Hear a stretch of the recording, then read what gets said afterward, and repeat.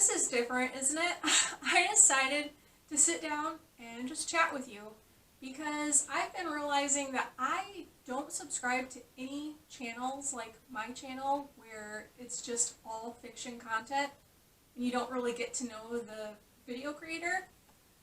I don't know if you want to, but if you do, here's a video on it, and if you don't, skip this one. I came up with questions that are about this channel and acting, and then I also came up with just general questions that I'm also asking you if you want to reply to them in the comments, so that there's a little bit more of getting to know each other. The first thing I'll mention is I wear glasses. So when you see me in videos, if I'm looking off weird or my eyes are darting around, I can't see the camera. I can't see what I'm supposed to be looking at. I just pretend. Today I chose ones without any lenses. These are close to some that I'm trying to get, so these will eventually look more like me. But yeah, I can't see. I guess that's one of the first things that I'll just get out of the way. But let's move on to the actual questions that I have tried to come up with. Also, before I get started, I will put timestamps in the description. I don't get paid by the ads that YouTube puts on here, so feel free to skip around or only watch parts. I don't care. The first made-up question I came up with is, how did you get into acting? I think the main reason is that I have always had this really vivid imagination. I've always loved writing and reading, and I think that really helps. Another thing is that my mom used to paint huge backdrops for our church, my childhood church, when I was really, really young. I remember being really envious of the big kids who got to act in the plays, just watching them. And then my mom would bring home recordings of the audio and songs and stuff, and I would act to those. I was just always pretending, so it was very normal for me. Another thing is my childhood church aired on TV. And I think because of that, there was just this kind of thought that it's normal. Not only is acting normal, but so is being on TV. So I think it was just kind of something I thought was normal. I lived back before everyone had a camera on their phone, so this type of thing is totally normal for kids nowadays, but back when I was a kid, it was not normal to be acting or to have a camera. So for one of my birthdays, I had a few friends over. My parents rented a video camera for us, and for 2 days, we ad-libbed skits, and it was so much fun. I think one of the most interesting things that came out of that was I was stunned how talented they were. They were so good. And like I said, we were ad-libbing everything, but they were acting so well. But that was just rented, and it went back. One of our very, very dear relatives passed away. My dad lost his dad kind of young, and his dad's brother kind of took him on as a surrogate son, and that uncle passed away. My dad gave my brother the car he inherited, and he was like, Melissa, I can't just give car and not give you anything, so I'm going to give you some money. Well, I felt kind of guilty taking money, and I thought, I tried to think through what to get with it, and I was like, I'm going to get a camera, I'm going to make skits and try to help my family laugh again, because we were kind of sad. I think my grandma passed away around the same time, too. It was just kind of an extra sad time. And I thought, I will just make skits, and I will get my family laughing. Well, the joke was on me, because only my mom and I liked my skits. My brother and dad were not super keen on them. But that's not YouTube yet.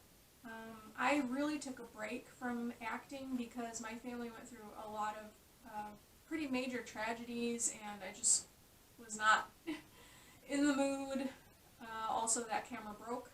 Eventually, I was just like, I wish I could share some of those old videos on YouTube. And, I think I had just kind of given up the thought of acting anymore, and it always was just for fun. I'm not someone who's aspiring to greatness. But I just really wished I could. The truth is, though, if you're making videos for yourself, you don't do things quite the same. Like, I was using copyrighted music. I wasn't obtaining, written legal permission from people who appeared in my videos or anything like that. So I really couldn't show those videos on YouTube. I eventually thought, well, I'll just make one skit just for fun and see what happens. That one is about selfies, which I think everyone makes jokes about selfies. I had a lot of fun making it, kind of got back in the groove and the feel of the fun of making skits, and the rest is history. I've just kept going since then. If you watch the really old videos, the first videos on this channel, you will notice that I was using a webcam, or at least you probably will, because they're all basically just my face. It was actually a lot easier to do that, even though I still did costuming and everything else. I didn't have to like move furniture around and create sets and things. I just hoped that people would use the blank wall as kind of supply your own imagination to imagine the set. But it was a funny setup because my computer's webcam is on the bottom left of the monitor. And, I mean, how strange is that? Rather than the top center, it's on the bottom left. So I would take a metal cart, I would stack a bunch of books on top of it, and then put the computer on top of the pile, and hope that it was getting it somewhat even with my face. Then the other thing is, like I said, I can't see. So it was hard for me to know where to look because of the very odd location of the webcam. The eye focus is really a little strange on those videos. I much prefer having a camera because I have that view thing turned away from me, because otherwise it's a distraction. Like, I can't see myself, but I might see something moving in it, and then your eyes just kind of naturally go towards it. So I prefer having a real camera, but those were a lot easier to make. I thought at least some of you might be interested in this question, and that is, am I discouraged that this channel has stayed so tiny, even though I've been on here for years? When I first started my channel, I didn't even expect to get any subscribers. I was surprised when I did. And I was like, well, I'm just never going to put ads on my channel. It's always going to be a hobby, and I just hope people laugh. That was basically my expectation. I would say it's changed over the years, especially now that YouTube is putting ads on little channels.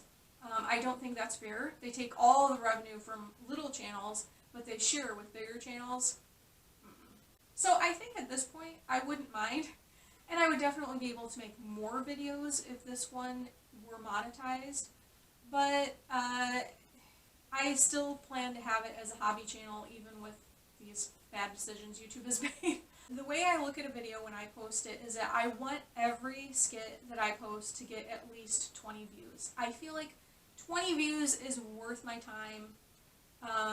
If 20 people watch it, if 20 people got a laugh that day, I feel like that's worth it. Anything less than that, and I feel like I wasted my time, honestly, because I often get sick from making skits. I have some health conditions, and it is really hard, especially if there's any physical comedy involved or if I have to move furniture around. It is not easy to do skits. A 1-minute skit probably took me an entire day to film and edit and do the closed captioning, all that type of stuff. And that's not even counting the script writing, which is something I do at a different time. So, yeah, 20 views, I think it's worth it. 40 views, then I'm really happy, and anything more than 40, and I'm pleasantly surprised, I guess you would say. In the world did I think about one of my skits, I can't say going viral, but getting a decent number of views. What did I think about that situation? Oh, that skit is such a long story, but I think I will start off by saying I was sick. I was very, very sick at the time. I ended up getting put on an antibiotic maybe like 2 days after filming it.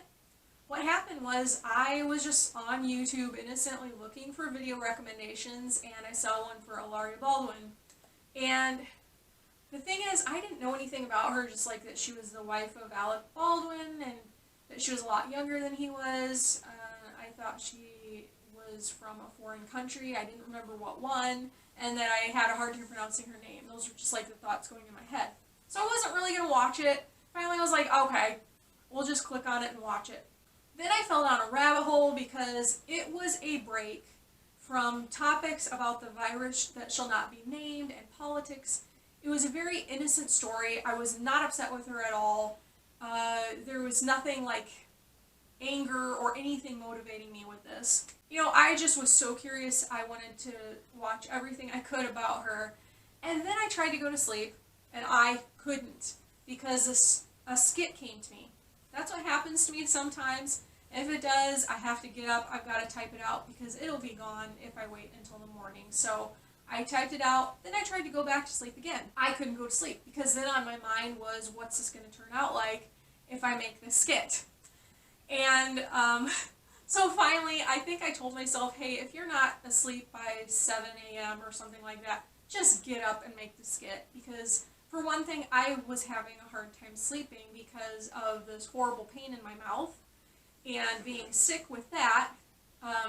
So I finally, around that time, just got up and made the skit. So that skit was probably made, I want to say, from start to finish in hours, which usually doesn't happen for me. I think I even posted it right after I made it. I'm not sure. So that is someone acting with an infection in their mouth. I had some sort of tooth infection and 0 sleep.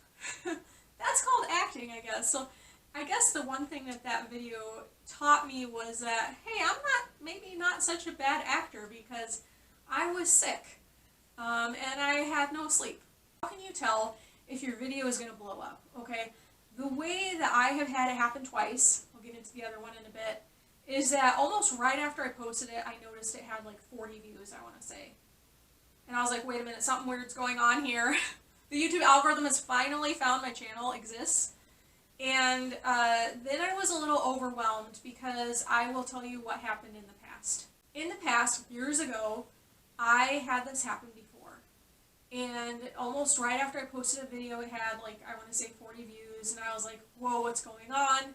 And when I checked the video, it was getting this. This was also a video about a celebrity. I am not going to say who, but what happened was the celebrity's fans did not like the video and apparently were really coming for me. Well, I did not want to experience that. You know what? A lot of YouTubers would be like, yes, my video is going viral. I'm going to keep it online.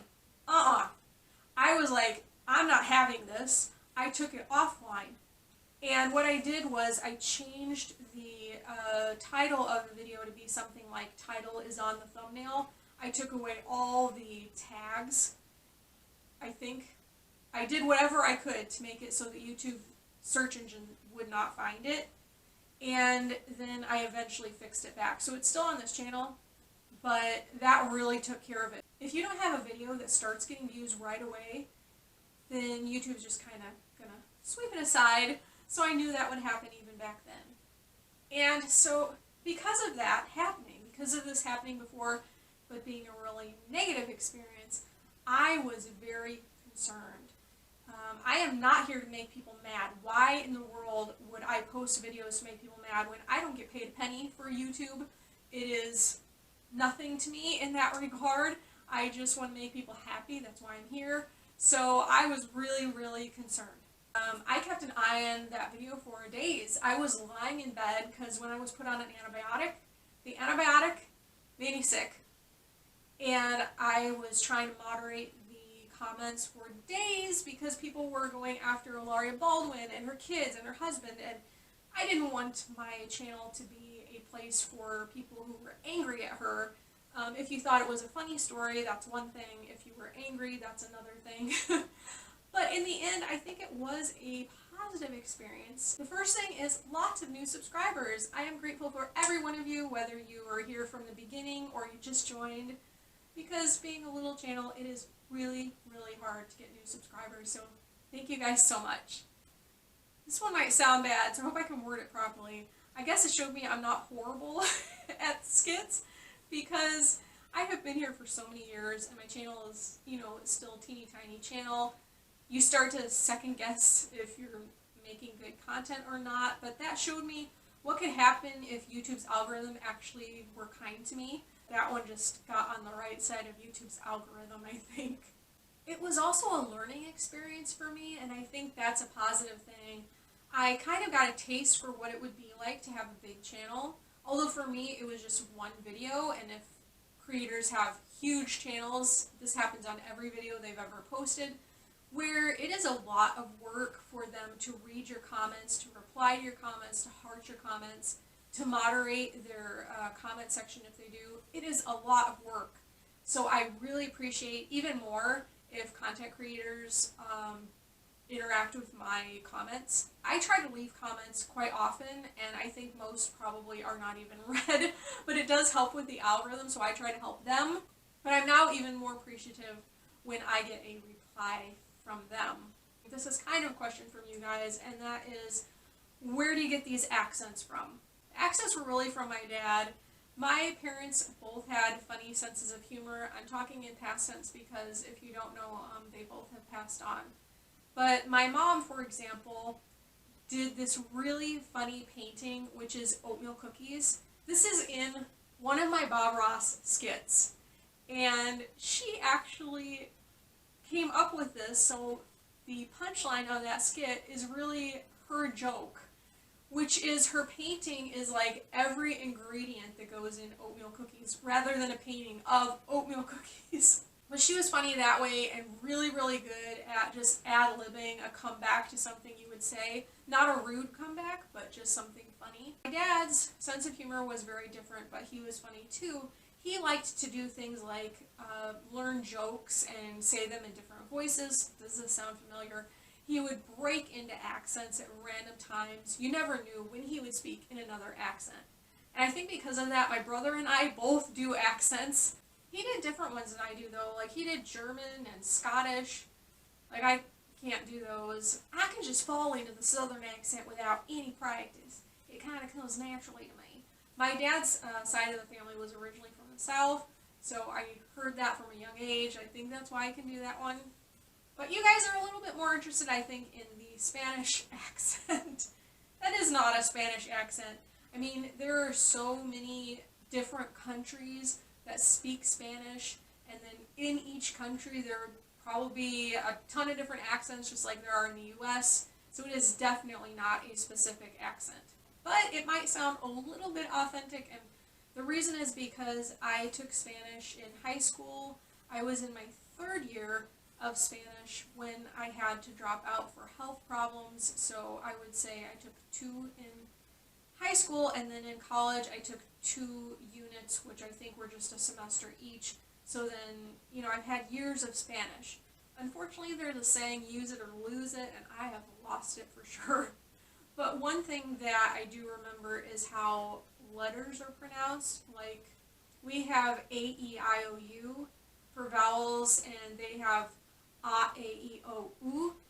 So if you say a word in English, and you pronounce the letters like you would in another language, it just kind of creates a generic accent. Hopefully that makes sense. But it's definitely not an accent, it's just like a generic sounding accent. The second part of this video, I am just going to answer some general questions that people ask people. And these are ones that I would be curious about hearing the answers to from you, if you have something that you would like to share with me and with other people watching the video. Do you have pets? I do, and in fact they have their own channel. I will put a link to that in the description. They are winning the battle with me for the most subscribers. I have 6. I have 2 guinea pigs, a rabbit, a parrot, and 2 cats. The channel mostly just features the cats and the guinea pigs because of the title of the channel, but I also have a parrot and a rabbit who show up a little bit on there. I'll tell you an interesting story, and that's about my parrot. Her name is Spanky. I did a report for school about parrots, and I just got obsessed with them, and I wanted a parrot, and I told my parents, if I give you all the money I ever get for like an entire year until she's paid off, can I please get a parrot? Believe it or not, they agreed to that. I think most parents might have made you pay first, but they agreed to it. And my mom was even like, I guess she talked with my dad, and she was like, well, we want to own part of the parrot too, because we don't want her just living in your room. This is after I already got her, and she was living in my room. They thought she should have more socialization, which was true. If we give you $50, could she live out in the living room and be around us more? And my parents absolutely loved her too. And because they said $50, I later told my mom, you guys bought her beak and her other end, so Mom, you can feed her and clean her cage. And believe it or not, that's basically the arrangement we took on. I did take care of her other cage. It's nice for parrots to have more than one cage.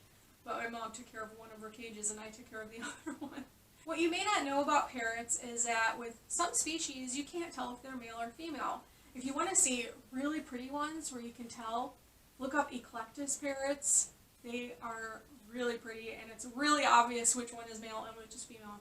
But with Senegal parrots, not so much. So before I got her, I had to decide, okay, is my bird going to be a girl or is my bird going to be a boy, and just stick with it. At that time, I was really into the little rascals, so I named her Spanky, but I spelled it I-E, and decided she would be a girl. That being said, every once in a while, my mom and I would be like, would you feel differently about her if you found out she was a boy instead of a girl? And it would just be kind of like this weird thing where, you know, maybe my pet isn't what I think. Maybe she's a boy. She is such a huge part of my life. She's basically a family member. I don't know if you've ever had a pet where you've had long enough where there's a feature of your life. In December of 2018, she was in her bed cage and she just started acting really weird, and I was like, she's dying. You know, it was an emergency situation. I could tell there was absolutely no doing anything for her other than to just make her comfortable. Whatever was happening right then. There was no getting her to anybody or anything to look at her. It was happening. Everything happened quite quickly. I can't even quite remember what she was doing, but it was obvious that something was happening, and it was happening now, and nothing was going to change that. Well, she laid an egg, and my bird is old. I've had her, like I said, most of my life. She's old, and I was just shocked. I had to buy fake eggs to make sure she wouldn't lay anymore, but she never got broody. She wanted nothing to do with the egg that she laid, and she didn't want anything to do with fake ones either. It's not happened since.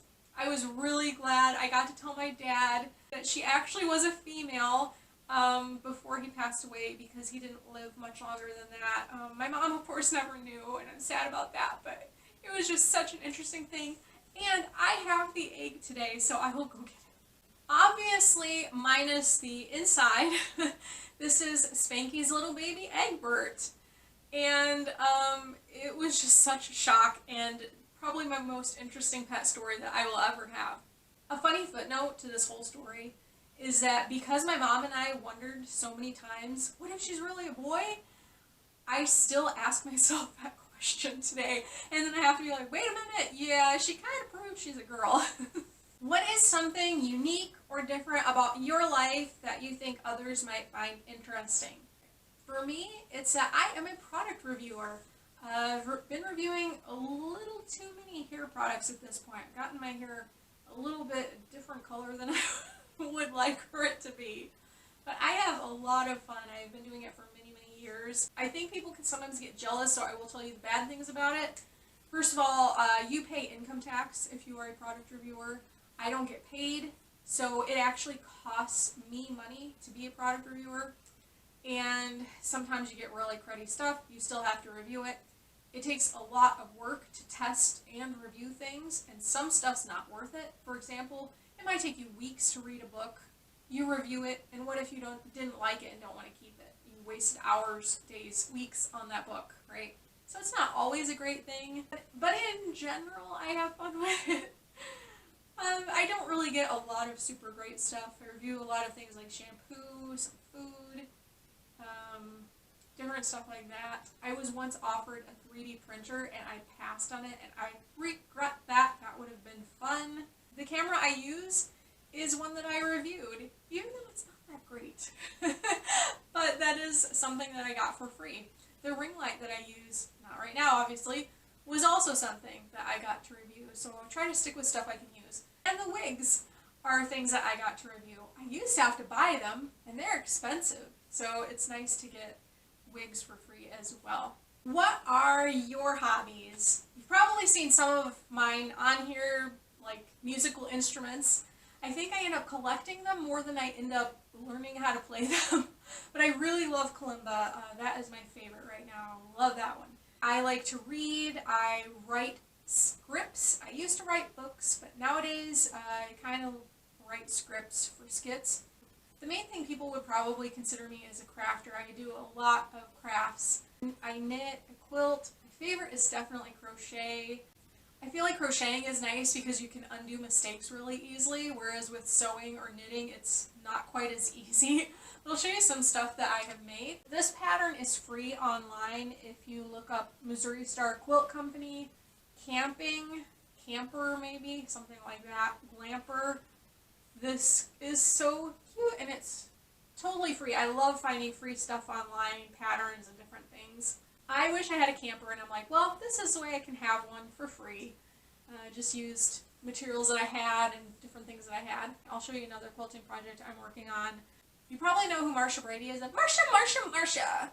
I have a Brady Bunch skit on here, so I'll put a link to that in the description too. But anyway, it turns out the actress who played her, Maureen McCormick, likes to sew, and she came out with this line of fabrics inspired by the 70s, I guess, 60s, 70s. So they're just like all these really groovy prints that I am currently working into a quilt. This quilt pattern is called Sundance, and it's also from Missouri Star Quilt Company if you like it. But like I said, crocheting is my favorite. This is a really pretty Afghan pattern from Hirschner's. I don't know if they're making it anymore, but it's called Northern Lights, and it's supposed to look like the Northern Lights. It's just so neat how the colors worked up with this Afghan. That's all I had notes to talk about. I hope it was fun. It was at least different, I guess. Anyway, I hope you have a great day, and thanks for watching. Bye!